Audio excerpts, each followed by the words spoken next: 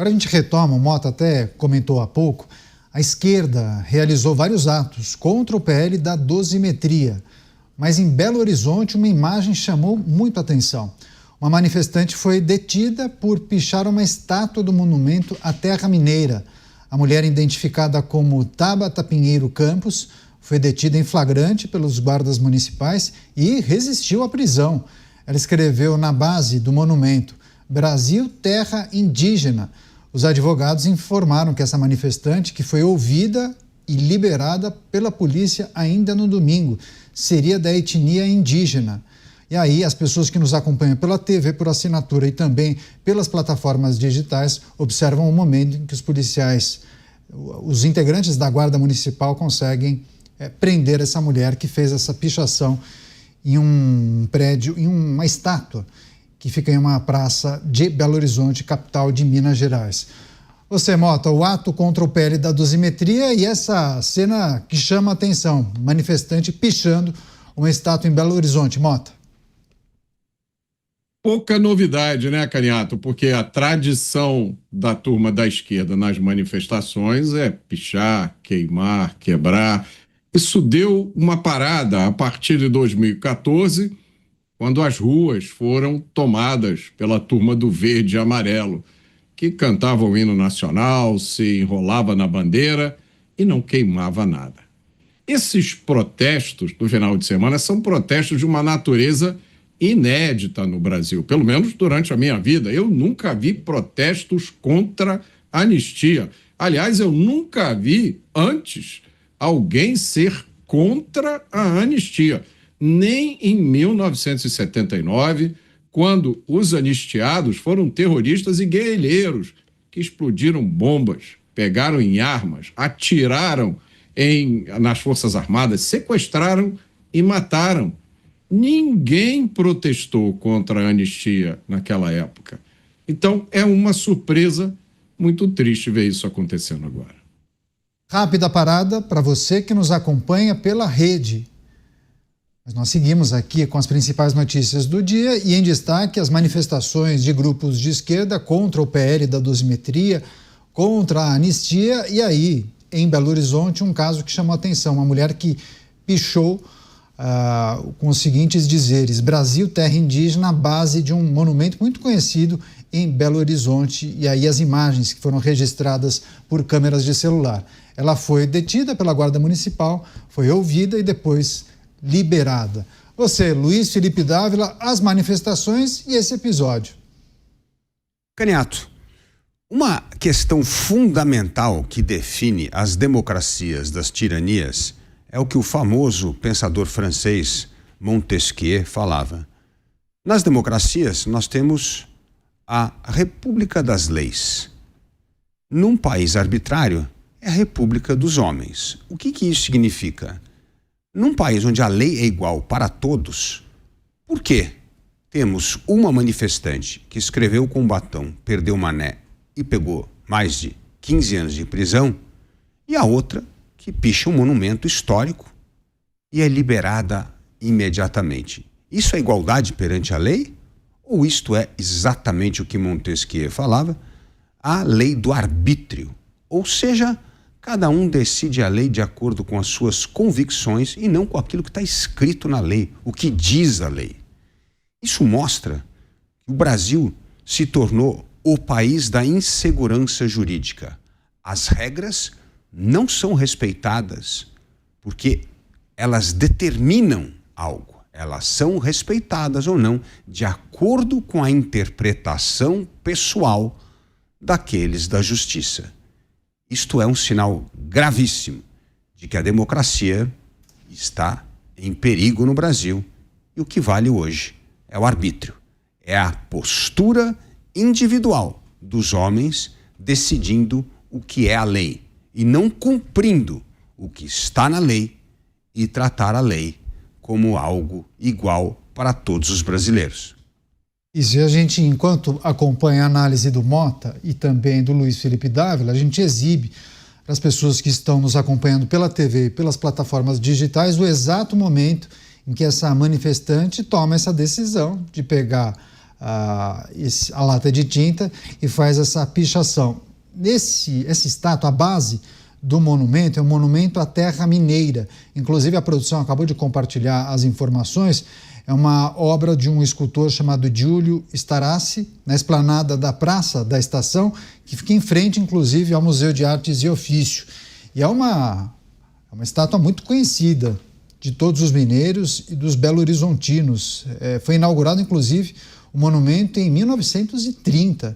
É um monumento bem conhecido, que fica na Praça da Estação e, claro, muitas repercussões nas redes sociais. Eu não posso deixar de mencionar as comparações e as análises que os nossos espectadores e ouvintes fazem em relação ao episódio da Débora do Batom, né? Então, muitas reflexões a respeito da atitude que foi tomada. Essa moça que aparece na tela, ela foi detida, foi levada para o distrito policial, foi ouvida e depois liberada. E é claro que a nossa audiência acaba fazendo uma série de reflexões a respeito de outros episódios, principalmente sobre a Débora do Batom.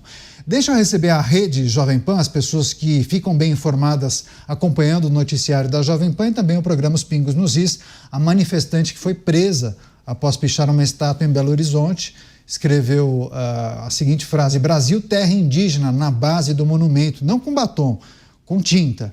E aí ela foi ouvida pelas autoridades e depois liberada. É normal, Mota, que a população faça esse tipo de comparação, né? Principalmente com o caso daquela moça, a Débora, né? É normal, é o esperado, mas a gente tem que lembrar uma diferença importante entre esses dois casos, né? No caso dessa jovem de Belo Horizonte, dessa jovem ativista, a responsabilidade provavelmente foi da Polícia Civil, né? Então ela foi levada para uma delegacia, eu estou imaginando aqui, e a polícia cumpriu a lei, fez o que deveria ter feito. O que aconteceu no caso da Débora, junto com o caso de muitas outras pessoas, nos atos de 8 de janeiro, foi a aplicação de um tratamento nunca antes dado, provavelmente, eu imagino aqui, a nenhum outro caso de potencial violação da lei antes nesse país. Então, a gente tem que lembrar isso toda vez que a gente precisar fazer uma reflexão sobre a importância da lei no Brasil e o fato de sermos ou não todos iguais perante a lei. Pois é, a audiência perguntando sobre o Bruno Musa, que eu anunciei no início do programa. Daqui a pouco ele chega, tinha um compromisso, mas daqui a pouco ele chega, se junta ao Mota e ao Dávila. Dávila, e sobre o objetivo das manifestações? As pessoas se manifestaram contra o PL da dosimetria e o PL da anistia. Esse tipo de movimentação tende a pressionar parlamentares a votarem contra a aprovação do PL da dosimetria ou da anistia, seja lá qual for? Numa democracia, qualquer cidadão tem o direito de se manifestar. Isso não é o problema. E agora, se essa manifestação foi para pressionar os senadores ou deputados a votar contra o PL da dosimetria, o efeito disso é nulo, é zero.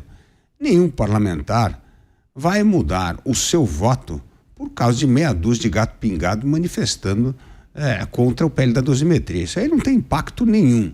Isso aí é para fazer exatamente o que está acontecendo. É o ativismo político para ser matéria de rede social, para ser matéria de mobilização, para mostrar as pessoas indignadas com o projeto para soltar os manifestantes do 8 de janeiro. Mas como bem lembrou o senador Esperidião Amin, hoje até mesmo a parte da esquerda entende que os manifestantes do 8 de janeiro foram condenados injustamente e que as penas foram excessivas e que este erro precisa ser corrigido. A isso mesmo, Caniato, nós mesmos mostramos aqui um depoimento alguns meses atrás do próprio líder do governo, senador Jacques Wagner, dizendo que houve abuso nas penas dos condenados pelo 8 de janeiro. Então, assim, isso é hoje, a unanimidade está do outro lado. A unanimidade é que os manifestantes foram indevidamente, injustamente condenados e que é preciso fazer algo para desfazer essa injustiça. O ideal, como o Mota já disse, seria que a justiça voltasse atrás. Mas isso não vai ocorrer num Brasil que até mesmo um código de conduta ética não consegue prosperar por resistência dos membros da Suprema Corte brasileira. Zé, agora, para além dessa situação que envolveu o ato em Belo Horizonte, o Mota, há pouco, trouxe uma análise sobre o evento, principalmente no Rio de Janeiro. Mota, você mencionou que o ato do Rio de Janeiro contou com a participação de vários artistas, né? Principalmente cantores de MPB que são muito ligados ao Partido dos Trabalhadores. Enfim, eu pude acompanhar alguns vídeos e fotografias, participação de Caetano Veloso, acho que Chico Buarque, Djavan e talvez mais algum outro que eu não me lembro agora. Mas e essa tentativa de parte do universo cultural de resgatar os movimentos de esquerda e fomentarem essas manifestações de rua, hein, Mota? Em São Paulo, por exemplo, foram aproximadamente 13 mil manifestantes. Eu nem vou comparar com as manifestações mais movimentadas da direita ou do campo conservador, vou comparar com as próprias manifestações da esquerda de setembro, no dia 7 de setembro. Há uma projeção que foi feita, inclusive, de um instituto que apontou uma redução de 70% no número de manifestantes na Paulista, então aqui em São Paulo. 13 mil manifestantes nesse ato contra um número muito maior em setembro. E essa tentativa dos movimentos de resgatarem os movimentos de esquerda, as manifestações de rua de esquerda, hein, Mota? 13 mil manifestantes, Caniato. Essa conta foi muito bem feita, hein? Deixa eu chamar essas manifestações do que elas foram. Elas foram manifestações de intolerância. E não me pareceram manifestações espontâneas. Como eu disse, ontem eu fui almoçar com a família e vi alguns desses militantes na rua. Algumas pessoas de verde e amarelo, outras de vermelho. As camisetas verde e amarela estavam novinhas, Caniato. Primeiro uso. Eu aposto que vai ser para muitas delas o primeiro e último uso. Dava para ver o desconforto de algumas pessoas com aquela camiseta verde e amarela, né? E elas usavam adesivos pregados no corpo, mas adesivos muito bem feitos, com design profissional, impressos em gráfica, e todos com o mesmo tipo, assim, muito parecidos, né? O design, você vê que foi uma coisa muito bem feita. Os adesivos com as palavras de ordem de sempre, né? Sem anistia, PL da bandidagem. Eu vi um adesivo chamando o PL da dosimetria de PL da bandidagem. E a cereja do bolo, taxação dos super ricos. O sujeito vai num showmício com cantores, artistas multimilionários pedindo a taxação dos super ricos. Todas as pessoas que eu vi, não sei se aconteceu com todas na manifestação, mas todas que eu vi tinham também um adesivo de um certo partido. O que acontece é que desde 2014, eu presenciei essa modificação, as ruas do Brasil passaram de vermelhas para verde e amarelas. Agora, estão tentando fazer com que elas voltem a ser vermelhas. Mas pelo que eu vi ontem, é vermelho de raiva. Quero agradecer a mensagem do Adriano Araújo, 82, e também, claro, a nossa audiência dizendo aqui e elencando vários nomes de artistas que participaram do ato, pelo menos no Rio de Janeiro. E aí me falhou o nome de um dos artistas que participaram, Gilberto Gil, estava ao lado de Chico Buarque, Djavan e também Caetano Veloso. E aí, ali próximos ao palco, próximos ao caminhão, muitos atores e atrizes. Aí, com certeza, a nossa audiência conseguiu elencar vários nomes de artistas que eu nem sabia que participaram. Mas você, Dávila, e esse embrião de movimento que tem o objetivo de levar mais entusiastas de esquerda para a rua, ainda trata-se de um movimento distante daquele número de manifestantes da direita ou do campo conservador que nós vimos há alguns anos, né? A esquerda está descolada dos reais problemas brasileiros. A esquerda não consegue tratar do tema de segurança pública com propriedade, porque sempre acha que bandido é vítima da sociedade. Então, endurecimento de pena, acabar com o cumprimento de um cesto de pena, a progressão de pena, nada dessas coisas acaba caindo no gosto da direita. Por isso que a direita é dona dessa pauta. A direita é que está brigando por endurecimento de pena, por fim de progressão de pena, por fim de audiência de custódia, porque a direita está em sintonia com as ruas e com o povo. A esquerda está num desconforto gigantesco, porque esta é hoje a maior preocupação do brasileiro, que vive com medo e assustado. O segundo ponto, que a esquerda também não consegue tratar bem, é explicar por que mais de 80 milhões de brasileiros estão inadimplentes. Estão inadimplentes porque o país convive hoje com a taxa de juro mais alta do mundo. E essa taxa de juro mais alta do mundo é fruto de um governo que põe o pé no acelerador do gasto público de maneira irresponsável, sem pensar nas consequências, na qualidade e na eficácia do gasto público. Isto faz com que o brasileiro tenha que trabalhar mais de 5 meses por ano para pagar imposto e receber um serviço público de péssima qualidade.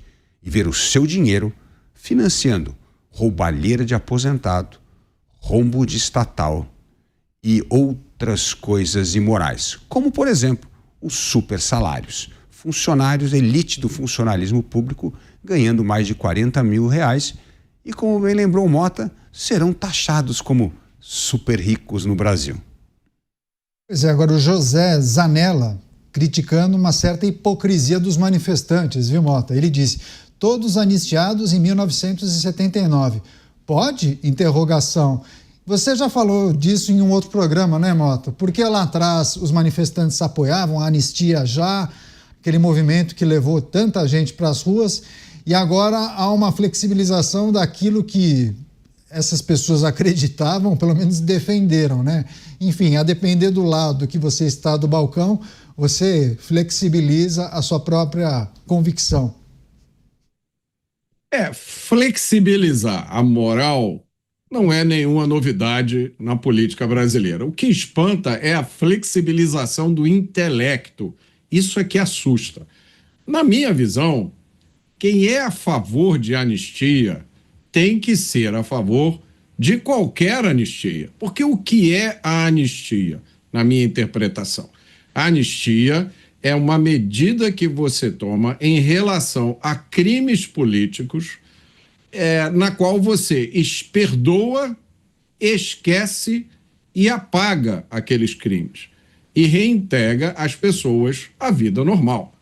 Se você é a favor de anistia, você não pode ser a favor da anistia só quando ela vale para pessoas do seu espectro político. Se você acredita que é importante perdoar e esquecer crimes políticos, observe, eu estou me referindo a crimes políticos. Em relação a crimes comuns, eu tenho uma posição completamente diferente. Mas em relação a crimes políticos, se você apoiou a anistia uma vez, você tem que apoiar a anistia sempre. Você não pode fazer um juízo de valor porque a anistia não envolve isso. A anistia é uma medida política para permitir que o país ande para frente. Agora, a maioria das pessoas, Caniato, e eu, de certa forma, constatei isso ontem, a maioria das pessoas que está tomando partido de forma bastante apaixonada contra a anistia não tem a menor ideia do que se trata e não tem a menor ideia do que já aconteceu no Brasil. A maioria dessas pessoas tem uma versão da história do Brasil que foi ensinada para eles por algum professor ativista, discípulo de Paulo Freire. O conhecimento deles se resume a meia dúzia de palavras de ordem. Então, eu acho que esse movimento das ruas contra a anistia é absolutamente inexistente. E eu sempre proponho aquele teste da verdade. Acabem com o que está acontecendo no Brasil, acabem com o ativismo judicial, liberem a população para se expressar do jeito que quiser. E aí nós vamos ver, vai ser fácil fazer uma contagem na rua. Quantas pessoas estão com a camisa verde e amarela, mas a legítima verde e amarela, não essa que saiu da gaveta ontem, e quantas pessoas estão com camiseta vermelha. Várias críticas aos artistas que participaram do ato, uma outra pessoa dizendo que o protesto não reuniu muitas pessoas no Rio de Janeiro, uma outra pessoa acaba relacionando Gilberto Gil aos Correios, o que justificaria para essa pessoa a participação dele no ato de ontem.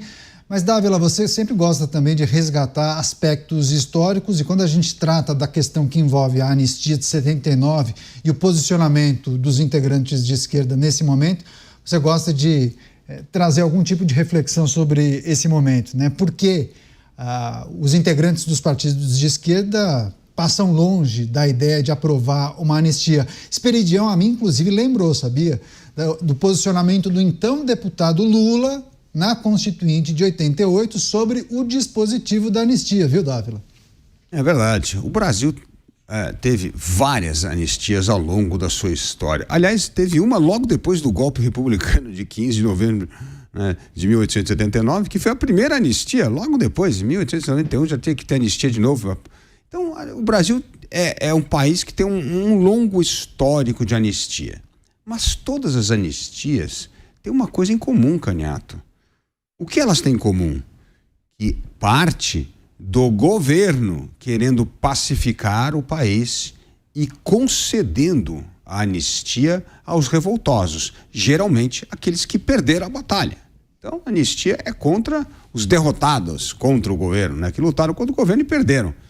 E foi assim, inclusive, na de 79, os derrotados. O governo do dia era o governo militar. Então, assim, parte da grandeza do governo querendo usar a anistia para pacificar o país, virar a página e começar um novo capítulo na história. Este elemento crucial não existe hoje.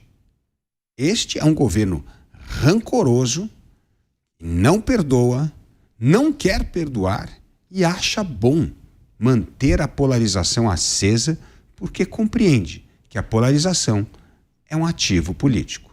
Então, quando ela parte da oposição, fica muito mais fragilizada, porque a oposição tem que tentar construir uma maioria buscando algum tipo de dissidência na base governista para poder ter maioria dos votos e aprovar a anistia. Então, todo o projeto de anistia na história do Brasil, ele é alicerçado na grandeza do governo, que vê na anistia uma forma de recomeçar a história e pacificar o país, algo que este governo não quer. Enquanto o Dávila concluía a análise dele, a nossa produção inclusive separou um trecho do momento do show de Caetano Veloso nessa manifestação, o ato contra o PL da dosimetria ou da anistia, enfim, a gente viu movimentos que ocorreram em algumas capitais, em algumas cidades um número maior de manifestantes, em outras menos, mas há um entendimento de que há um avanço, pelo menos, de alguns partidos na tentativa de brecar a possibilidade de aprovação do PL da dosimetria. Enfim, a gente vai seguir acompanhando essas movimentações e qualquer novidade a gente traz aqui na programação da Jovem Pan.